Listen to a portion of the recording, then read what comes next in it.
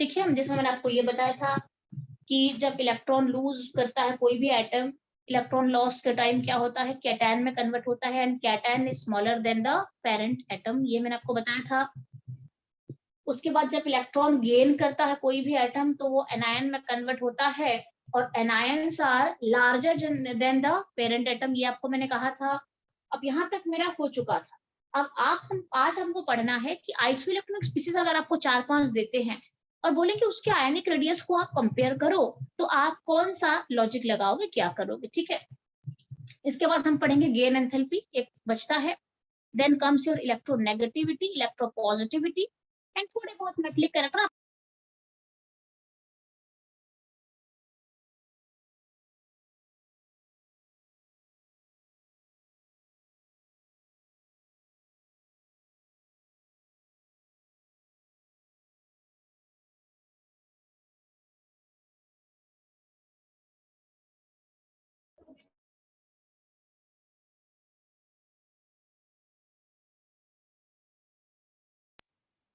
Call आ गया था बच्चे। और उसके बाद हम चलेंगे एनोमैलस प्रॉपर्टी, डायगोनल रिलेशनशिप क्या होता है, शील्डिंग इफेक्ट क्या होता है, लास्ट में छोटे मोटे ये एक खत्म होगा। आयनिक रेडियस में थे ना,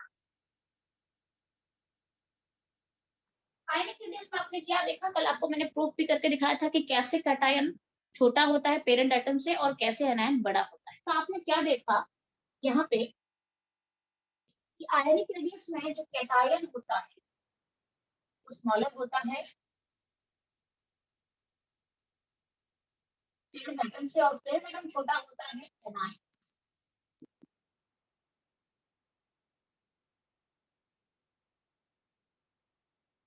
ठीक है, और ये किस लॉजिक के ऊपर बेस्ड है कि आयनिक रेडियस को आप एटॉमिक रेडियस भी कह सकते हो, आप एटॉमिक रेडियस भी कह सकते हो, और एटॉमिक रेडियस जो आपको कहना है आप दो चलेगा, इज प्रोपोर्शनल टू व्हाट। अगर मैं उसे देखूं तो आई थिंक ये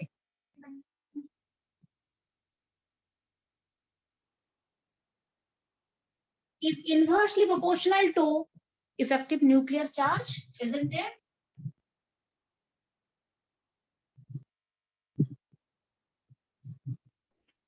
चेक कर लो एक बार। इफेक्टिव न्यूक्लियर चार्ज बढ़ने पर, इफेक्टिव न्यूक्लियर चार्ज बढ़ता है तो रेडियस क्या होता है, घटता है, डिक्रीज होता है, डिक्रीज हो जाएगा, डिक्रीज हो जाएगा। अगर इफेक्टिव न्यूक्लियर चार्ज बढ़ जाएगा तो रेडियस डिक्रीज हो जाएगा। और एक कंसेप्ट लिख दो अभी के लिए, बाद में समझाऊंगी। एटॉमिक रेडियस, एटॉमिक और आयनिक का कुछ भी लो, इस radius is proportional to shielding effect.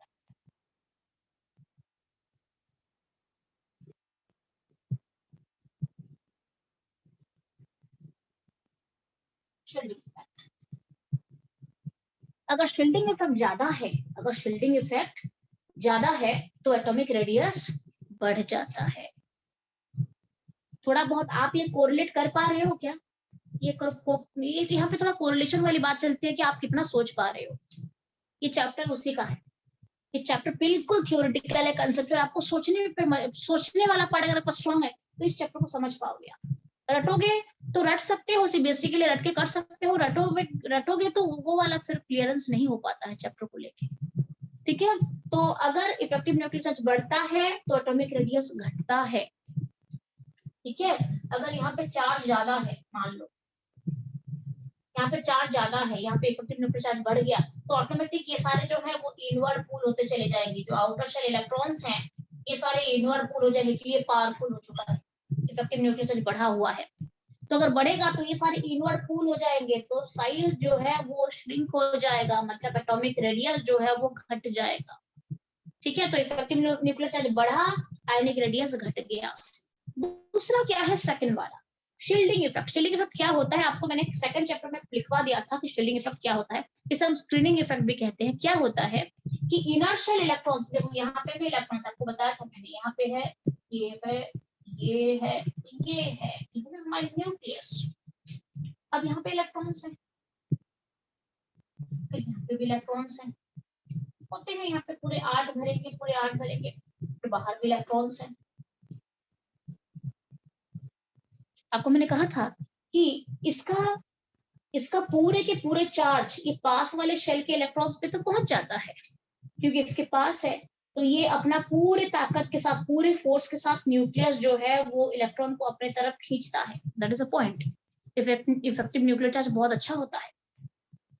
Distance बढ़ने के साथ साथ क्या होता है, इसका जितना चार्ज यहाँ तक पहुंचना चाहिए, इस न्यूक्लियस का जितना चार्ज आउटर शेल इलेक्ट्रॉन तक पहुंचना चाहिए, उतना नहीं पहुंच पाता है। क्यों नहीं पहुंच पाता है?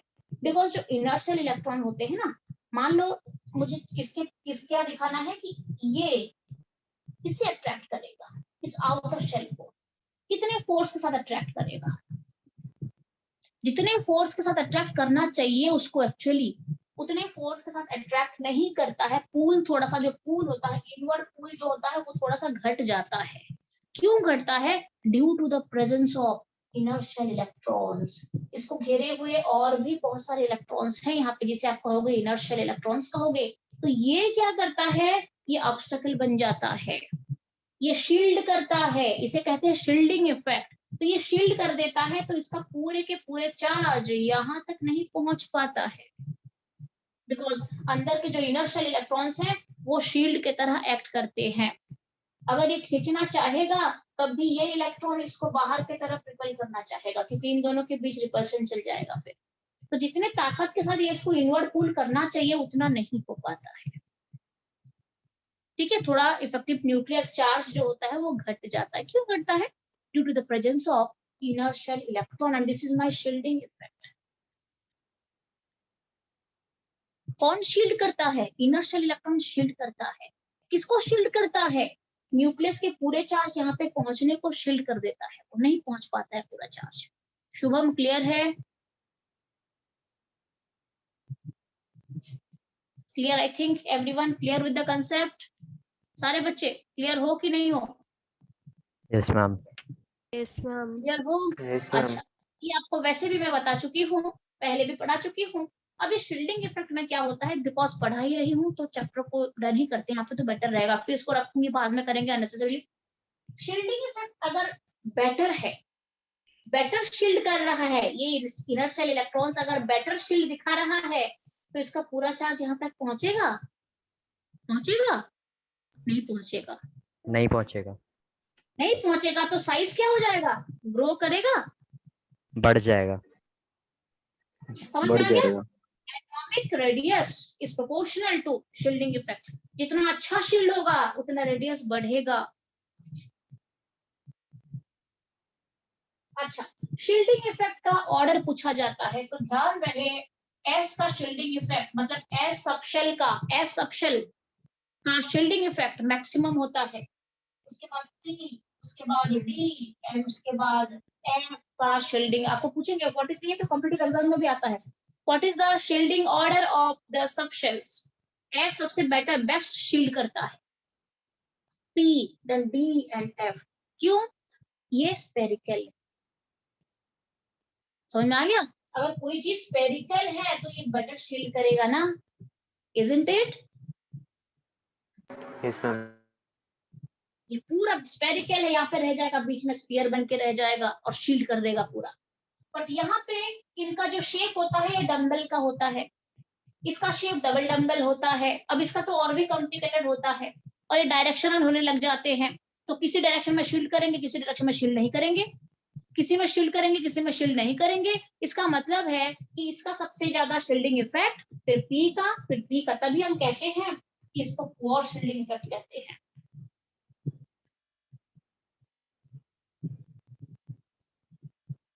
क्लियर है? Yes ma'am. ठीक है, तो हमेशा एस इलेक्ट्रॉन जो होता है, अगर एस का कंप्लीटली फील्ड है तो बहुत अच्छे से शील्ड करता है वो पूरा। ठीक है, अच्छा, ये हो गया मेरा आयनिक रेडियस, एटॉमिक रेडियस, आपको ये मैंने पढ़ा दिया था। अब इसके लिए आपको मैंने ये कहा भी था, एक क्वेश्चंस भी दिया था, अब इससे मैं सारे बच्चे एक बार चेक कर लो, ये शील्डिंग इफेक्ट क्लियर हो गया, ये सारे दोनों टॉपिक है ना। अच्छा, अब हम चलते हैं कि 2-3 एग्जाम्पल दे रही हूँ, आप मुझे वो डन करके दिखाओ। ये आपके एनसीईआरटी का एग्जाम्पल क्वेश्चन है, आपको जो दे रही हूँ एनसीईआरटी का एग्जाम्पल में काफी अच्छे अच्छे क्वेश्चन हैं, और NCERT is a very good book, specially this chapter. ये जो चैप्टर है बड़े अच्छे तरीके से काफी एडवांस फॉर्म में इसके अंदर अगर आप पूरा पढ़ोगे ना तो आपको बहुत सारी चीजें समझ में नहीं आएंगे। 100% मैं कह सकती हूँ अगर पूरा एनसीईआरटी पढ़ोगे इस चैप्टर का तो आपको तो ऊपर से उठ जाएगा वो, क्योंकि है ही कंसेप्चुअली चैप्टर। बच्चे थ्योरी समझ के इसको रट के चले जाते हैं पूरा, ठीक है। बट ये स्टार्टिंग चैप्टर है इनऑर्गेनिक केमिस्ट्री का, this is the starting chapter for inorganic chemistry, ठीक है। आप जो उसके बाद आपको एस ब्लॉक का स्पेशल चैप्टर है, पी ब्लॉक का स्पेशल चैप्टर है, डी और एफ ब्लॉक का स्पेशल चैप्टर है। तो ये है बेसिक चैप्टर जो कि सबको कंटेन कर रहा है। अब हम सीधे चलते हैं, आपको मैं दे रही हूँ मैग्नीशियम है, मैग्नीशियम प्लस है, सोडियम है, सोडियम प्लस है, एल्यूमिनियम है, एल्यूमिनियम 3+ है। आपको मैं यहाँ पे नेगेटिव नहीं दे रही हूँ, सिंपली पॉजिटिव के साथ आपको बोल रही हूँ कि बेटा मुझे बताओ आपको जो 6 स्पीसीज यहाँ पे मिला हुआ है इसमें सबसे लार्जेस्ट साइज का कौन है और सबसे स्मॉलेस्ट साइज का कौन है? इन सब में से लार्जेस्ट कौन है एंड स्मॉलेस्ट रेडियस वाला कौन है, एंड साथ में ऑर्डर बताओ। साथ सब कुछ कर लेते हैं, पीसी खत्म हो जाएगा।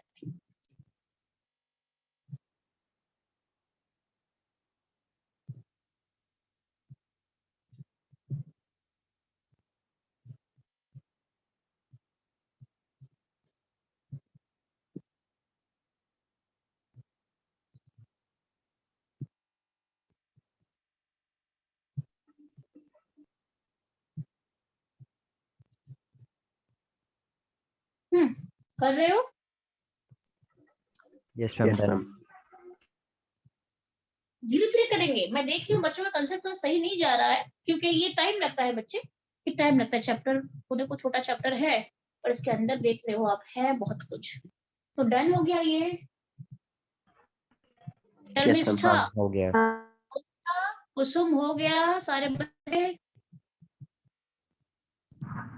Yes ma'am. पूर्ण प्रेजेंट नहीं है ना, क्यों प्रेजेंट करते हो बच्चे? हो गया।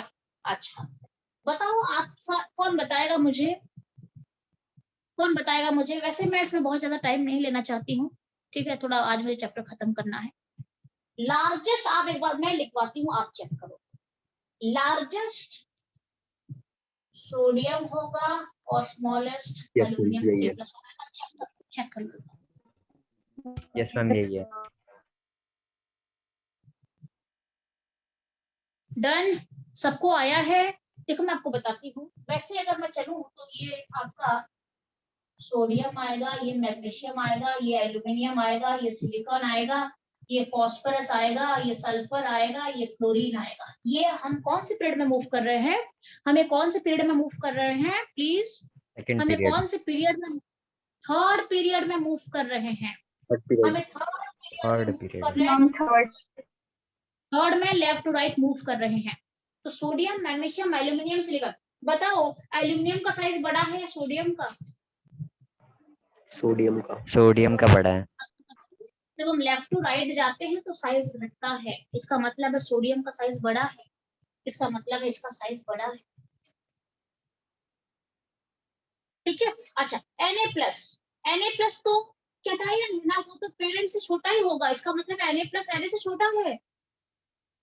दैट मींस सबसे लार्जेस्ट साइज का कौन हो गया? सोडियम हो गया सबसे लार्जेस्ट साइज का। अब हम चलते हैं कि सबसे स्मॉलेस्ट साइज कैसे ढूंढेंगे।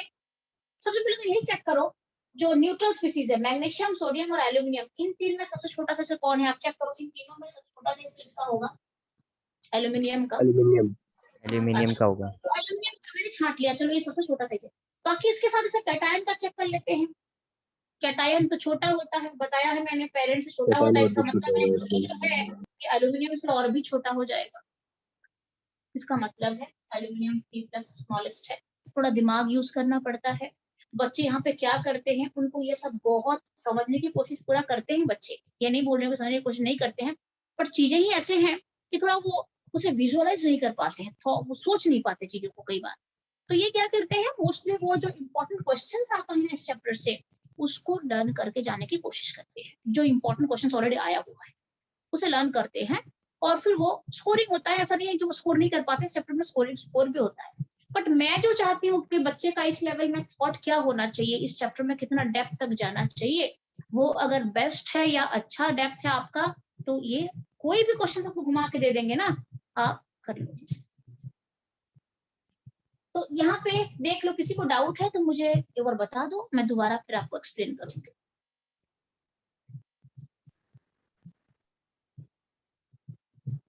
हम ये इंक्रीजिंग ऑर्डर में लिखना है, डिक्रीजिंग ऑर्डर में करना है? अच्छा, ये ऑर्डर भी मैंने बताया है ना। अच्छा, ऑर्डर तो बच्चे बनाओ, ऑर्डर आप लिखो लिखो लिखो डिक्रीजिंग ऑर्डर में लिखो। चलो डिक्रीजिंग ऑर्डर में लिखो,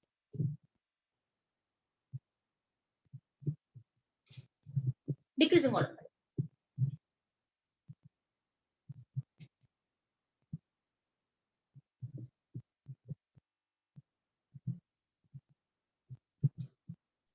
मैम बन हो गया? गया। हो गया, देखो मैं बताती हूँ। Na plus magnesium, magnesium 2 plus aluminium, aluminium 3 plus, ये हो गया डिक्रीजिंग ऑर्डर। डन है? Yes ma'am. Yes ma'am. क्या करना होता है, सबको एक साथ लेना मत। सबसे पहले न्यूट्रल स्पीशीज को छांट लेना। न्यूट्रल में चले जाना, मैग्नीशियम न्यूट्रल है, सोडियम न्यूट्रल है, एल्यूमिनियम न्यूट्रल है। अब आप चेक कर लेना ये कहाँ पे है। पीरियोडिक टेबल का थोड़ा आप अगर रट भी दोगे पीरियोडिक टेबल को, तो बहुत अच्छा रहेगा आपके लिए, बहुत बहुत ज्यादा अच्छा रहेगा। जैसे आप आंख बंद करोगे तो आपको पीरियोडिक टेबल दिख जाना चाहिए। अच्छा, ये एलिमेंट यहाँ पे, यहाँ पे, यहाँ पे एस ब्लॉक है, ये पी ब्लॉक है, यहाँ पे एलिमेंट लाई करते हैं, यहाँ पे डी ब्लॉक में ये रहते हैं, फिर एफ ब्लॉक है। आपको दिख जाना चाहिए कि एलिमेंट कहाँ पे है। अगर दिख गया ऑटोमेटिक आपको ये सब लर्न करने के लिए पीरियोडिक टेबल लर्न कर लो, पता चलेगा। अच्छा, ये मैग्नीशियम है, वहाँ पे ये सोडियम है, मैग्नीशियम है, फिर हम चलेंगे एल्यूमिनियम में चलेंगे, लाइक दैट। ठीक है, तो अब इन तीनों में अगर मैं चलूं तो सबसे बड़ा स्पीसीज देखो यहाँ पे सोडियम है, फिर मैग्नीशियम, फिर एल्यूमिनियम। तो लिख दो, थोड़ा स्पेस देके लिख दो। फिर न्यूट्रल स्पीसीज को मैंने रख दिया, डिक्रीजिंग ऑर्डर में मैंने रख दिया। इसका सबसे छोटा साइज, इसका सबसे बड़ा साइज। अब हम चलते हैं सोडियम, और फिर आयन के साथ कंपेयर करो। ये कैटायन है, पेरेंट से छोटा है, तो डेफिनेटली बीच में आएगा। ये कैटायन है, पेरेंट से छोटा है, तो डेफिनेटली बीच में आएगा। ये भी कैटायन है, पेरेंट से छोटा है, तो डेफिनेटली बीच उसके बाद आएगा। बस यही ऑर्डर इस तरीके से हमें चेक कर लेना है। जब एनायन की बात आती है तो सेम ट्रेंड चला देना है, क्योंकि एनायन जो होते हैं वो पेरेंट से बड़े होते हैं साइज में। अच्छा, ये हम फिर बाद में करेंगे। ठीक है, अब मैं आपको लेके चलती हूँ कि अगर आइसोइलेक्ट्रॉनिक स्पीसीज हैं, मोस्टली आइसोइलेक्ट्रॉनिक का ही आपका दिया जाता है क्वेश्चन में, तो हम कौन सा ट्रेंड लेंगे।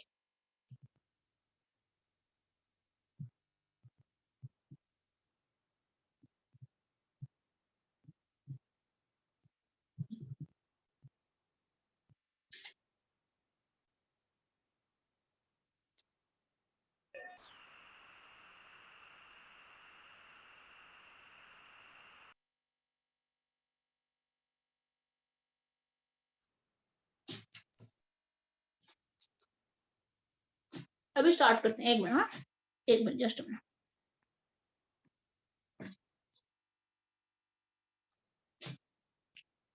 पूरा आप लोग ब्रेकफास्ट वगैरह करके आए हो?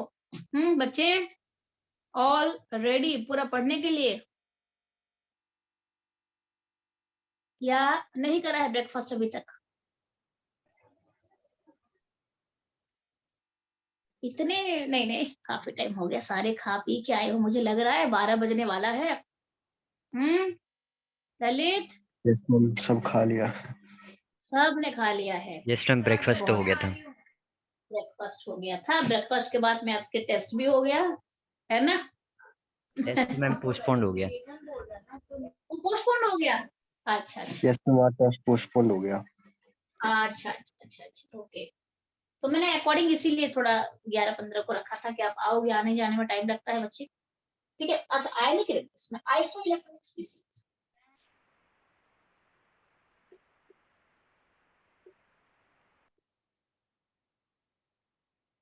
कोई ऐसा तो नहीं है कि फास्ट कर रहा है एग्जाम में अच्छा नंबर आने के लिए? आप में से ऐसा तो नहीं है ना कोई कि फास्टिंग पे हो, ने एग्जाम में हम फास्ट रखेंगे तो एग्जाम में अच्छे नंबर आएंगे, ऐसा नहीं सोच रहे हो ना? No ma'am. ऐसा हो सकता है। ऐसा भी कोई होता है। है, कोई है, कोई है, कौन है? कौन है जो अभी सोच रहा होगा कि फास्ट अगर एक दो अगर भगवान को अच्छे से प्रे कर देती हूँ या देता हूँ, दोनों हो सकते हैं ना, तो शायद अच्छे मार्क्स आ जाएंगे, तो मैं फास्ट तो रख ले। भूखा रह नहीं सकता मैम। हाँ, चाहे मैं एग्जाम खराब फास्टिंग चाहे मैं एग्जाम तो जाए फास्टिंग में बिलीव ही नहीं करती। हाँ मैं फास्टिंग में बिलीव ही नहीं करती। हाँ, इंडिपेंडेंट मेंटेलिटी के हो, अच्छी बात है। वैसे फास्टिंग रखते हैं, ये स्पिरिचुअली थोड़ा सा यहाँ पे जो हमारे जो हिंदू सोसाइटी मानते हैं, हिंदू क्या बाकी बहुत हर रिलीजन में आपको मिलेगा, but but ma'am thing is fasting that health के लिए भी बहुत अच्छा होता है। अच्छा होता है, तब करना चाहिए। ऐसा भी नहीं है कि हम फास्ट करेंगे तो भगवान जो है वो you know will be happy, और हमें उस तरीके से करना चाहिए, थॉट नहीं रहना चाहिए एक्चुअली। हाँ, ये है कि आप कितना कंट्रोल कर सकते हो खुद को, ये शो करने के लिए फास्ट करा जाता है कि आप नहीं खा के कितना देर खुद को कंट्रोल कर सकते हो। मेन थिंग इज इसके पीछे का जो थीम है वही एक्चुअली होता है, ये नहीं कि भगवान खुश हो जाएंगे या ऐसा कुछ नहीं है। बाकी बहुत सारे जगह पे फास्ट जो है वो हेल्थ को भी बेटर करता है, कई बार वो हेल्थ को बिगाड़ भी देता है, तो केयरफुली फास्ट रखना चाहिए। बट आई डोंट थिंक कि आपके बीच ऐसा कोई है जो एग्जाम के रिजल्ट के लिए फास्ट कर रहा है क्या? नहीं ना, कोई नहीं करेगा, है ना, कोई नहीं करेगा। ये हो जाता है थोड़ा सा कि हाँ चलो, आजकल का जमाना मॉडर्न हो गया है ना, सबको पता है पढ़ेंगे तो मार्क्स मिलेगा, नहीं पढ़ेंगे और व्रत रखेंगे तो क्या होगा। ओके, तो आइसोइलेक्ट्रॉनिक स्पीसीज में चलते हैं हम, और आपको मैं बताती हूँ। मान लो मेरे पास कुछ स्पीसीज हैं और O2 माइनस है, F माइनस है, नियोन है, सोडियम प्लस है, मैग्नीशियम 2 प्लस है, एल्यूमिनियम 3 प्लस है। So please tell me, are all of these isoelectronic?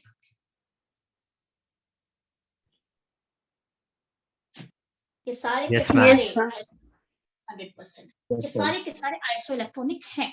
अच्छा, अब इसमें से कुछ एक न्यूट्रल है, कुछ कैटायंस है और कुछ एनायंस है, बट सबके सब आइसोइलेक्ट्रॉनिक हैं। इसका एटॉमिक नंबर 7, 9, 10, 11, 12 एंड 13। अच्छा, अब इसके इलेक्ट्रॉन्स भी, सबके इलेक्ट्रॉन्स कितने हैं? हमें मेनली क्या हम चेक 10 करते 10 हैं, है। इलेक्ट्रॉन जो है वो 10 है, 10 इलेक्ट्रॉन है यहाँ पे, है ना, 10 इलेक्ट्रॉन है। मिल गया आपको 7 + 3 10। यहाँ पे भी 10 इलेक्ट्रॉन, यहाँ पे भी 10 इलेक्ट्रॉन है, 9 + 1 10। यहाँ पे तो है ही, दिख रहा है 10 इलेक्ट्रॉन है यहाँ पे। यहाँ पे 11 - 1 10, यहाँ पे 12 - 2 10, यहाँ पे भी इलेक्ट्रॉन 10 है। तो आपने क्या देखा कि सारे के सारे आइसोटोपिक स्पीसीज हैं। बोले कि इसके एटॉमिक रेडियस को, इसके आयनिक रेडियस को आप ऑर्डर दो, कौन से ऑर्डर में जाएगा?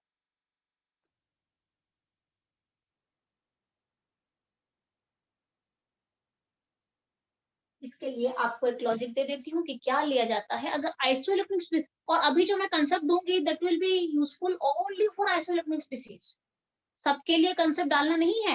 अगर आइसोइलेक्ट्रॉनिक स्पीसीज मिला है तो कंसेप्ट किया जाता है आयनिक रेडियस, आयनिक और एटॉमिक ले सकते हो आप। Atomic radius is inversely proportional to atomic number.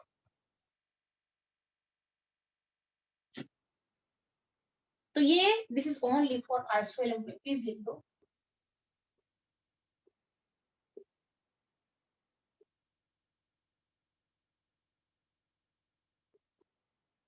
Isoelectronic के लिए ही कंसेप्ट लागू हो जाएगा कि जो रेडियस है वो एटॉमिक नंबर के साथ इनवर्स रिलेशन रखेगा। एटॉमिक नंबर ज्यादा है तो आयनिक रेडियस घट जाएगा।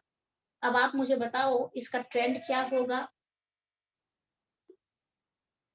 एल्यूमिनियम 3 प्लस छोटा होगा, Mg2 plus, Na plus, neon उल्टा हो जाएगा पूरा। बिल्कुल उल्टा हो जाएगा ना। Yes, ma'am. क्योंकि आपको पता है इन सब में इसका एटॉमिक नंबर सबसे ज्यादा है। तो एटॉमिक नंबर अगर ज्यादा है तो आयनिक रेडियस घट जाएगा, इनवर्स रिलेशन दिखा रहा है, तो इसका आयनिक रेडियस सबसे कम होगा क्योंकि इसका एटॉमिक नंबर ज्यादा है। तो बिल्कुल उल्टा कर दीजिए, उल्टा कर देना, पूरा उल्टा कर देना। कंसेप्ट क्लियर है, कर सकते हो। बाकी फिर हम जब क्वेश्चन से डिस्कशन करेंगे तो फिर वहां पे हम फिर आगे चलेंगे, ठीक है बच्चे। अच्छा बाकी आपको मैं अभी आपको लेके चलती हूँ, कहाँ पे हम चलते हैं, गेन एंथैल्पी में चलते हैं, इलेक्ट्रॉन गेन एंथैल्पी।